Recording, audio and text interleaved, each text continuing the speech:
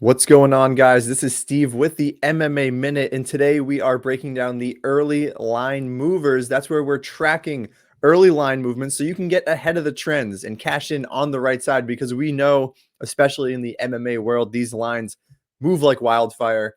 So today we're breaking down UFC Vegas 79, headlined by Mateusz Gamrot taking on Rafael Fiziev. Should be an absolute banger, should be a decent card. Before that, guys, make sure to check out my Patreon. There are a lot of premium tools in there to use, such as this, the early line movement tracker. I give you my full card predictions with confidence levels, my entire betting guide with my best bets, best props, best parlays, all that good stuff.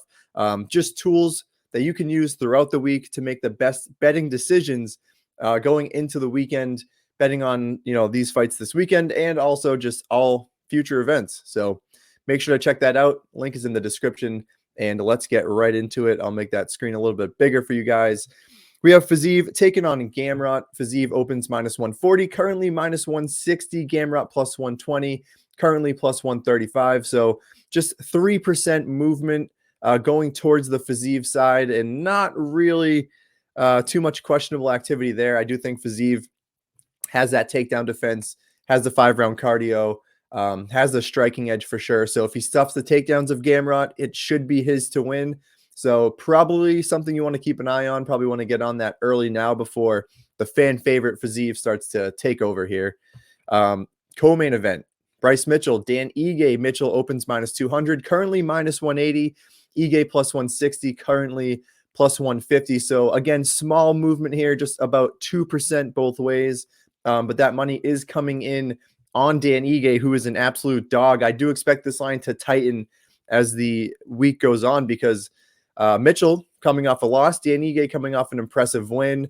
And it just feels like when you have two perennial guys that are, top 5, top 10 potential, this probably should start to tighten a little bit more. So if you like Dan Ige, I would probably get on that now. Marina Rodriguez taking on Waterson Gomez. Rodriguez opens as a big favorite, minus 350. Coming down to minus 305 right now. Waterson Gomez plus 240.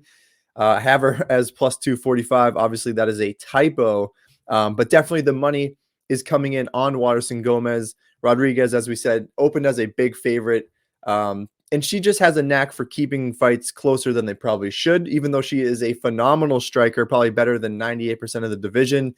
It's really that takedown defense, the wrestling, and the grappling game that probably makes this swing a little bit towards Waterson Gomez. So again, if you like the underdog here, I would definitely start to kind of look that way because the money, especially in WMMA, we see some of these crazy lines. I do expect this one to probably tighten a little bit more. So if you like that dog money, make sure to get in there. We have Brian Battle taking on AJ Fletcher. Battle opens minus 200, currently minus 180. Fletcher plus 150, down to plus 140. I actually took a flyer on AJ Fletcher. We saw the line movement kind of go up and down here. I did get him at plus 170, which is great. Brian Battle, we see a 2% decrease in his line. So money starting to come in on the AJ Fletcher side, which I personally think makes sense. I love Brian Battle. He has been finishing a lot of guys, but do I think he's going to finish AJ Fletcher? I do not. And do I think he has the best wrestling and grappling game? Offensively, yeah, it's pretty solid, but defensively, we've seen it exposed before. AJ Fletcher is a very good wrestler. So to take a flyer on the underdog here, I think that makes sense. We're seeing that line tighten up. So again, if you like the dog, make sure to get on that AJ Fletcher side. Another absolute banger. This is a good card. I got to be honest. For UFC Vegas in the Apex, this is a great card. We have Ricardo Ramos taking on Charles Jourdain. I can already guarantee this is your Twitter back and forth fight of the card. Absolutely. Ramos opens minus 105. Jourdain opens as the minus 125 favorite. Small line movement here. We're seeing about plus 110 on the Ramos side and minus 130 on the Jourdain side. So very small movement here. I don't think this is really going to blow up either way. I do honestly kind of like the dog side right now at the plus 110 for Ramos. These guys just match up really well with each other, where Ramos is that big, flashy, powerful striker, but he's got a very dangerous grappling game. And Jourdain, as good as he is on the feet, again, is another guy where he just struggles in that grappling department. So, both guys kind of have strengths where the other guys have weaknesses. So this will make for a very good fight. This is going to stick around the pick'em, I would imagine. So that Ramos plus money might not be there forever. But again, Charles Jourdain, fan favorite. Maybe it starts to continue to climb on his side. So we're going to keep an eye on that because I think the Ramos side definitely catches my attention at least. Next up, we have Argueta taking on Johns. Argueta opened minus 225, already down to minus 185. Johns plus 165, now plus 155. So we're seeing 4% decrease in the implied win percentage for Dan Argueta. Meanwhile, you have just 1.5% going up for Miles Johns. And I got to be honest, I mean, I watched the tape on this. I do think it should be pretty close. Both guys do like to wrestle. They have very good wrestling games. But John's just a little bit too patient for me on the feet. He does have some decent power, but I think Argueta is just going to be more explosive. He has good power, and I think his wrestling will be just a little bit better. So I think Argueta is probably going to win this fight. So I'm actually hoping that the line continues to tighten on this because Argueta minus 185, I think he's probably going to be something you can play straight, potentially get him in a couple of parlays, and especially if this keeps coming closer to a pick'em, that would certainly work in our favor, but something to keep an eye on because right now that's one of the bigger line movements that we're seeing is that Argueta, the money's kind of going away from him. Next up, we have Tim Means taking on Andre Fiallo. Means opened plus 165. Fiallo, the minus 225 favorite. Not too much line movement here. We have Means plus 160. Fiallo minus 200. This one, just feels like it's probably just a justified line. I don't think this one's really going to explode. We'll see. I kind of do like the dog in Tim Means here. This could be a dog-heavy card, in my opinion. I mean, Fiallo has been exposed in his last 3 fights. He got a ton of hype coming off of 2 wins. Then he drops 3 straight, getting finished in all those. And Tim Means, yeah, he's an older fighter, but he's one of these guys that definitely has that dog in him. So slight movement coming in favor of Tim Means.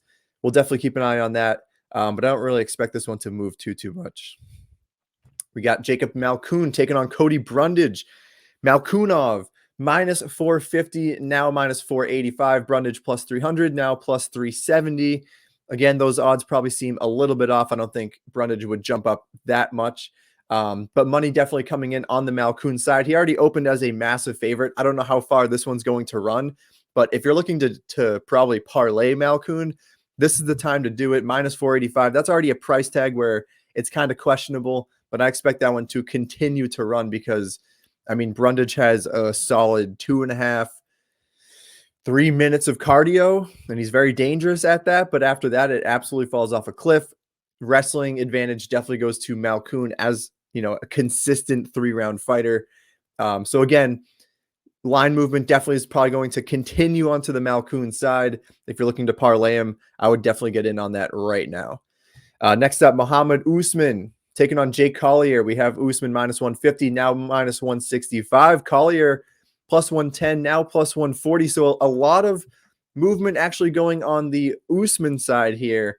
And I think that's great. If you are betting this fight, if you're giving me an opportunity to fade the lesser Usman brother coming off of, yes, he's coming off of a win, but it was a sloppy win against a kickboxer who can't wrestle. Jake Collier definitely has better takedown defense than Tafa did. On the feet, he's going to be, having just way more volume than Usman. Power edge to Usman, of course. But if this line continues to move on Usman, I will be hammering Jake Collier, which is something you don't say often, but definitely a line movement we're going to be taking note of because Usman really just not all that good. But again, this is a low-level fight, so you got to be careful. Next up, Mizuki taking on Goldie. Mizuki opens minus 275, currently minus 265. Goldie plus 200. Now the plus 215 side. Again, that actually does not make sense. You'd expect the Goldie side to be down. That's a typo on my part. This is the first episode. Bear with me, guys. But slight money coming in on Goldie, and I think that's just really a correction on this line where Mizuki should be the favorite. I don't really have any doubts about that. But both girls really just haven't really shown anything in the UFC just yet. So this is just one of those spots. Women's MMA, you have a pretty wide favorite here. So not surprised people are taking a shot on the underdog, but this is probably something I don't have too much interest in. I don't think we're going to see too much movement either way because Goldie's just really not someone you want to back too heavily. So Mizuki probably will stay at that heavy favorite probably as the week goes on.